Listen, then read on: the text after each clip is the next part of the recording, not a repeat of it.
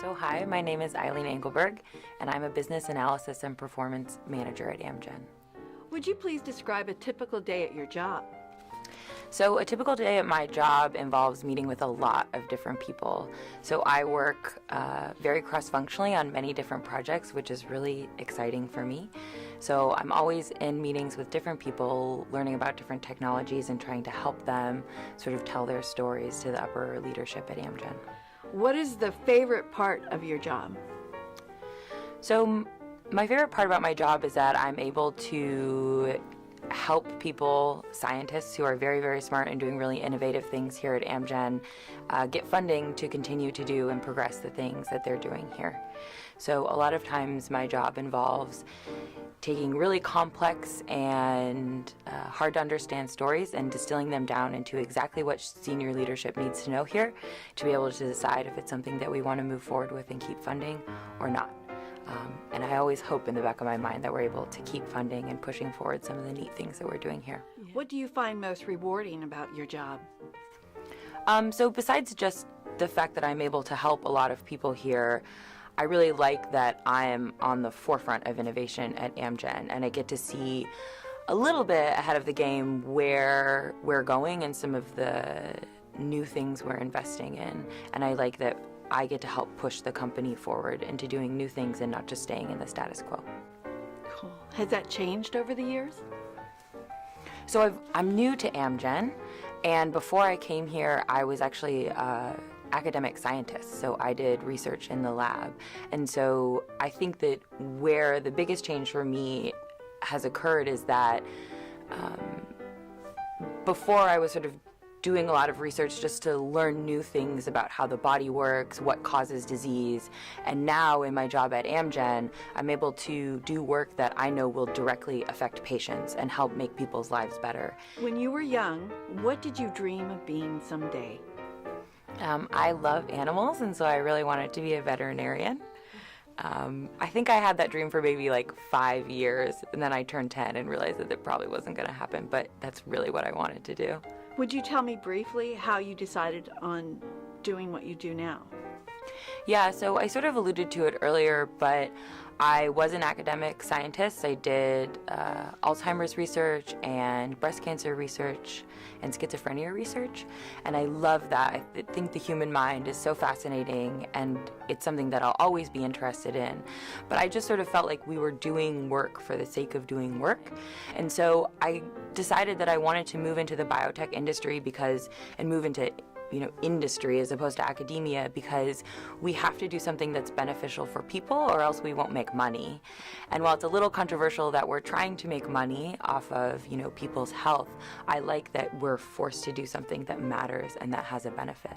What age did you start becoming interested in these technologies? Yeah, so I think it was when I was in high school. I was listening to a Radiolab episode, the podcast, back when it was like this, I think it was maybe even their first season. So I was, I think, my second year of high school, and they had an episode on decision making and how we as people, sort of physiologically in our brain make decisions. And I thought it was just so fascinating. And I knew after that I wanted to do something with the human mind. And so when I went to college, I studied neuroscience. Who was, or still is, the biggest influence in your life? My mom.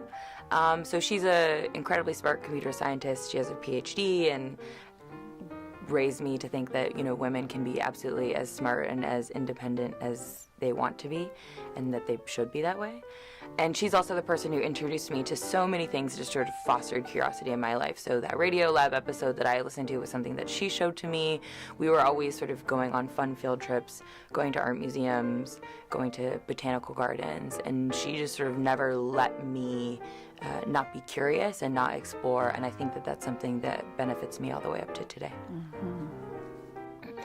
What do you wish you had known before starting your profession? So I think that maybe not something I would have known, but something I've realized that's helped me move forward is that grades aren't everything. And so if I didn't get an A on an exam or I didn't get an A in a class, I thought that meant I wasn't smart and that I wasn't good at that topic. And what I found since I've started working is that I can be smart in different ways and be knowledgeable about things in different ways. And just because, for example, I didn't get an A in my chemistry class doesn't mean I can't learn and understand the chemistry I need to know in my job today, as a small example. And so I had not enough confidence, I think, in myself and my ability to learn and be knowledgeable about maybe some difficult topics. And I now know that just because I didn't do well in school doesn't mean I can't continue to learn and grow in those fields today. What advice would you give students who think they want to enter a STEM profession? So I think I have two pieces of advice. First, follow your curiosity. If you think something is interesting and you think that if it just tickles your fancy, that's good enough. Go for it. I also think that one thing you need to realize is that it maybe isn't fun right away, but it will get fun. So for example, when I was studying neuroscience, I had to learn physics, I had to learn chemistry, I had to learn math. And learning those three things individually felt tedious sometimes. I didn't always like it. But then in the end, when you have a deep understanding of physics, chemistry, math, physiology, and you can use that to start making hypotheses about what's going wrong in the brain or how we can fix those things, it gets really, really cool and really exciting. And so sometimes you do sort of have to slog through the kind of boring stuff, but once you understand it, what you're able to do with it when you apply it is amazing. Have you personally experienced barriers, either real or perceived, in your STEM career? I think I've experienced both. So I alluded to earlier how I sort of had self-doubt a little bit about my ability to excel and be smart enough to be good in neuroscience. And that was, I think, a personal barrier and one that just through experience I was able to sort of gain confidence in and get over. Why is it important to establish and encourage an environment which fills STEM careers with diverse individuals?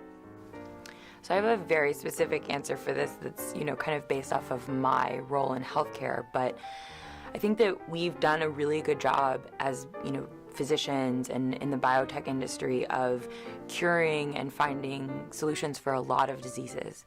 But what that means is that the ones that we have left are all the really hard ones and the ones that are really complicated and hard to solve, in particular Alzheimer's, right? Mm-hmm. And I think in order to solve these problems or tackle these really, really complex diseases, it's going to take a lot of new innovation, a lot of new technology, and a lot of sort of time and failure. And that in order to come up with all those innovative ideas and technologies, we're going to have to think outside of the box as an industry. We're going to have really diverse teams of people who aren't just from, medical backgrounds, but who have computer programming ideas or who understand many, many different aspects of just everything about human society, and that those diverse teams are going to be the only way that we're going to be able to find cure for these diseases. Absolutely. Thank you so much, Eileen, for coming this morning. I appreciate it. Yeah, thank you for having me.